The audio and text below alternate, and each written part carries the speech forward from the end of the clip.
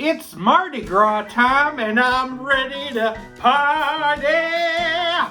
One thing I love at Mardi Gras time is dirty rice.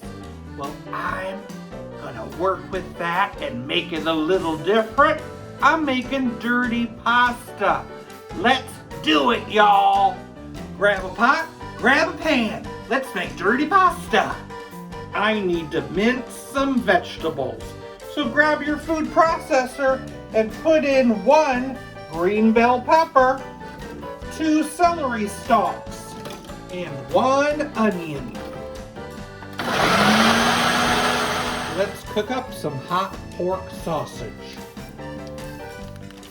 And we need to boil up some rotini. To the sausage, add some minced garlic. And all those minced veggies. Next, some creole seasoning. A little hot sauce. A little black pepper. And a little broth. Let it simmer.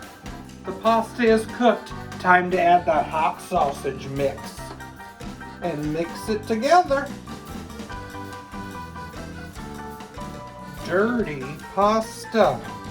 I love my pasta dirty. That's great.